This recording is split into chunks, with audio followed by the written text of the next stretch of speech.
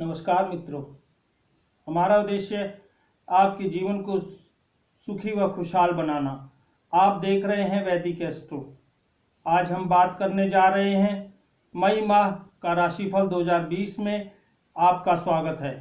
मई महीने की कन्या राशि वाले जातकों का राशिफल 2020 के अनुसार क्या कहती है। वैदिक ज्योतिष पर आधारित इस भविष्यफल की जानकारी ज्योतिष शास्त्र के अनुसार कुल 12 राशियों की इस कड़ी में मई माह की कन्या राशि आपके लिए लेकर आए हैं। यदि आपने सब्सक्राइब नहीं किया है तो सब्सक्राइब करें, लाइक करें, बेल आइकन के बटन को दबाएं। अब शुरू करते हैं मई माह कन्या राशि वाले जातकों का भविष्यफल।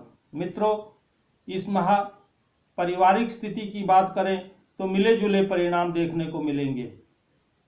दादा दादी के साथ आपके संबंध अच्छे रहेंगे, लेकिन आपके पिता के साथ थोड़ी मिसअंडरस्टैंडिंग होगी। वह जो कहेंगे आप वो भले के लिए ही कहेंगे, इसलिए उनकी भावनाओं का और स्वास्थ्य का ध्यान रखें। और माता की बात करें तो उनके स्वास्थ्य का विशेष ध्यान रखें, क्योंकि सुख स्थान यानी वह माता का स्थान भी माना जाता है।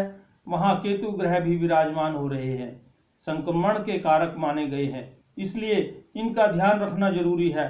और भाई बहन की बात करें तो इनकी तरफ से आपको पूरा सहयोग मिलेगा। वह हर कार्य में सपोर्ट करते दिखेंगे।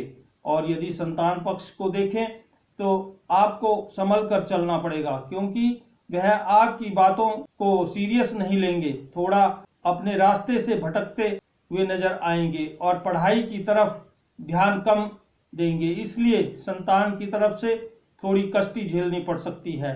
इस समय आपको संयम से काम लेना है, क्रोध नहीं करना है, तो आपका परिवार अच्छा चलेगा। अब बात करते हैं आर्थिक स्थिति की। यह भी इस माह मिले जुले परिणाम लेकर आई है। इसमें कोई बड़ा बदलाव नहीं दिखेगा। यह वैसे के वैसे रहने वाली है।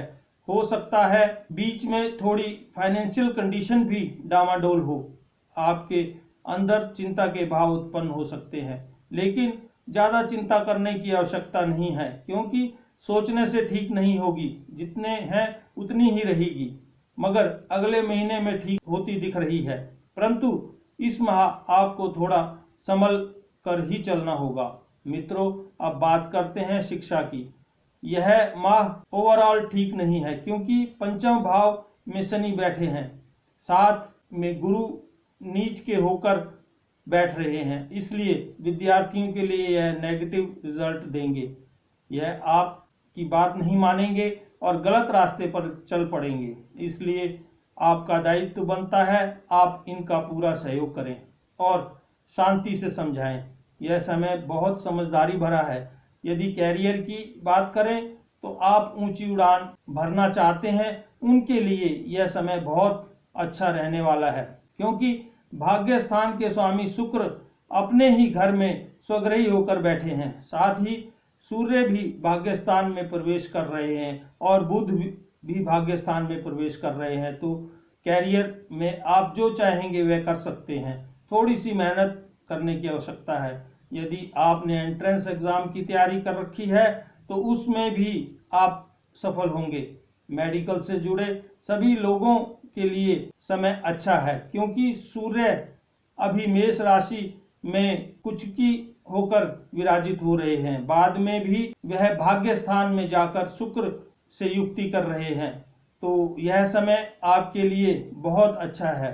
मित्रों, व्यवसाय की दृष्टि से देखें तो थोड़ा आपको परेशानी झेलनी पड़ सकती है, परंतु यह बहुत लंबा समय नहीं है, क्योंकि बुध 9 मई को ही वृषभ राशि में जाकर विराजित हो रहे हैं। परंतु कर्म भाव में राहु बैठकर कुछ कार्यों में अड़चन डालने की कोशिश करेंगे। यदि आप समझदारी का परिचय देते हैं और सही निर्णय लेते हैं तो आप आगे निकल सकते हैं। और जो जॉब करते हैं उसमें भी आपको समझदारी का परिचय देना होगा और अपने सफर को आगे बढ़ाना होगा। मित्रों, अब बात करते हैं जीवन साथी की। थोड़ा आपको संभल कर चलना पड़ेगा, क्योंकि सप्तम भाव के स्वामी गुरु पंचम भाव में जाकर शनि के साथ बैठे हैं, तो दाम्पत्य जीवन में थोड़ी परेशानी लेकर आएंगे। कभी कभी थोड़ी मिसअंडरस्टैंडिंग होगी, मगर यह समस्या इतनी बड़ी नहीं होगी, परंतु कभी कभी छोटी समस्या भी बड़ी का रूप धारण कर लेती है। मित्रों, साथी का कंधे से कंधा ना मिलना, इसकी वजह से मानसिक चिंता का सामना भी आपको करना पड़ सकता है। इस समय आपको मजबूती से आगे बढ़ना है। अब बात करते हैं प्रेम संबंधों की, तो इसमें भी आपको सोच समझ कर चलना पड़ेगा। थोड़ा उनकी भावनाओं को समझें, गुस्सा ना करें, तो आप अपने प्रेम संबंधों को मजबूत कर सकते हैं। अब बात करते हैं स्वास्थ्य की। रोग भाव के स्वामी को अपने से बाहर बैठना, इससे आपको कुछ हड्डी संबंधी या नर्वस से संबंधित समस्या हो सकती है।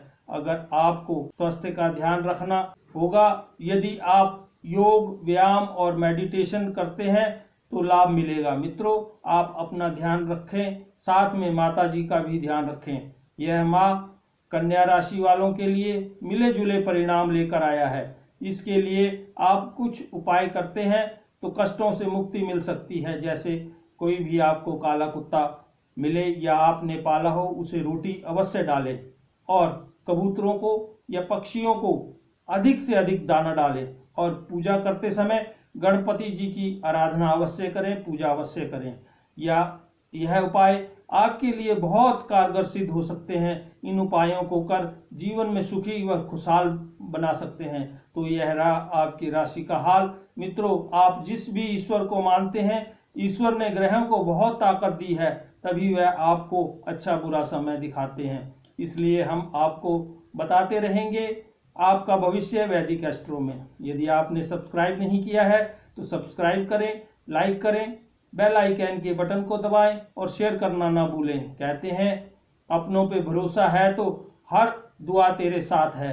जिंदगी से हार मत मानो, कहीं भी जमाना हो ना हो, परमात्मा तो हरदम तेरे साथ है। इसी के साथ हम मिलते हैं अगली राशिफल में। हंसते रहें, मुस्कुराते रहें और देखते रहें वैदिक एस्ट्रो। हर हर महादेव।